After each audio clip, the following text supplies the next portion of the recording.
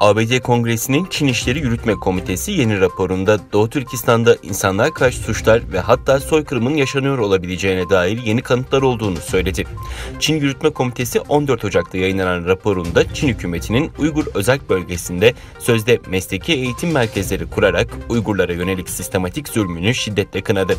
Ayrıca Çin'i Amerika Birleşik Devletleri'nde yaşayan Uygurları taciz ettiği için eleştirdi.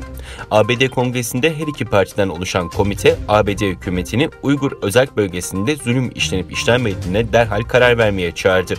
ABD hükümeti genellikle bu tür bir talebe 90 gün içinde yanıt vermek zorunda. Çin Yürütme Komitesi Başkanı, Çin hükümetinin geçen yılki insan hakları sicilini şok edici ve eşi görülmemiş olarak nitelendirirken, ABD Kongresi ve gelecekteki Biden hükümetini Pekin'den sorumlu tutmaya çağırdı.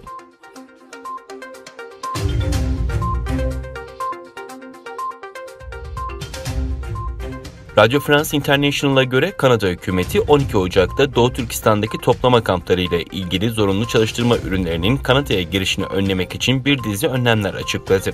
Kanada Dışişleri Bakanlığı tarafından yapılan açıklamada Çin'in Uygurlara yönelik baskılarına geniş çaplı keyfi tutuklama, teknolojik gözetim, zorunlu kürtaj ve taciz, zorla çalıştırma ve Uygurların Çin eyaletlerine büyük ölçekli transferlerine karşı İngiltere ve diğer uluslararası ortakların yanında yer alacaktır deniliyor.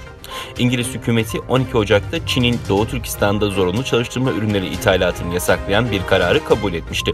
Kararın ardından Çin'in Birleşmiş Milletler Büyükelçisi İngiltere'yi Çin'in iç işlerine karışmakla suçlayarak kararı siyasi bir saldırı olarak nitelendirdi.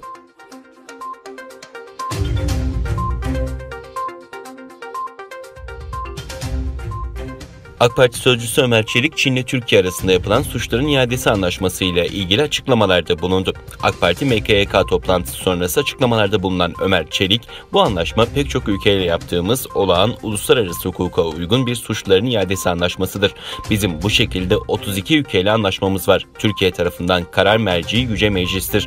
Uygur Türk'ü kardeşlerimize karşı bir anlaşma gibi sunulması son derece yanlıştır. Bu suçların iadesiyle ilgilidir. Bu konudaki hassasiyetimizi Çin'le de paylaşıyoruz dedi. Uygur Türklerine karşı bir olumsuz tutum söz konusu olduğunda buna karşı susmamız, görmezden gelmemiz ya da bununla ilgilenmiyormuşuz gibi bir tutum asla söz konusu değildir. Öte yandan Deva Partisi, Çin tarafından imzalanan ve Cumhurbaşkanı Recep Tayyip Erdoğan'ın onayıyla Türkiye Büyük Millet Meclisi'ne sunulması beklenen suçların iadesi anlaşması hakkında Dışişleri Bakanı Mevlüt Çavuşoğlu'na 8 maddelik bir soru önergesi yöneltti.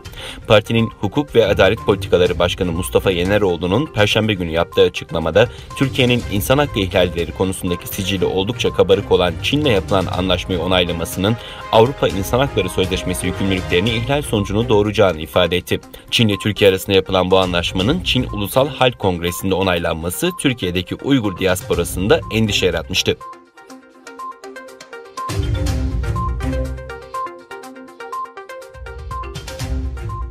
ABD Ticaret Bakanlığı, ABD'nin ulusal güvenliğini tehdit ettiği gerekçesiyle Çin Ulusal Açık Deniz Petrol Şirketi'ni kara listeye, Çinli Skyrizon şirketini ise askeri bağlantılı şirketler listesine aldığını duyurdu.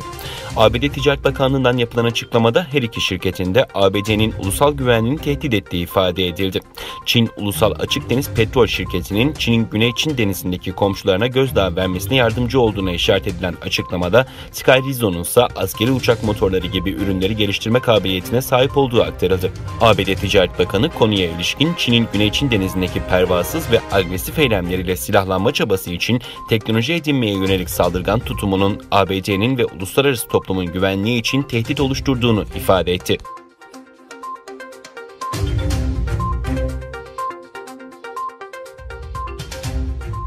Çin Başkanı Xi Jinping son yıllarda zedelenen ABD-Çin ilişkilerini iyileştirmesi için Starbucks'tan yardım istedi. Xi, emekli Starbucks Başkanı Howard Schultz'a yazdığı bir mektupta, "Umuyorum ki Starbucks, ABD ile Çin'in ekonomik, ticari ve ikili ilişkilerinin geliştirilmesi için aktif bir çaba sarf edecek," dedi. Xinhua Haber Ajansı tarafından açıklanan mektubun kaleme alınma tarihi ise 6 Ocak. Xi mektupta ek olarak, Çin, Starbucks gibi şirketlere Çin'de küresel geliştirme alanı sağlayacak tamamen modern, sosyalist bir ülke kurmak için yeni bir yolculuğa başlamıştı, dedi.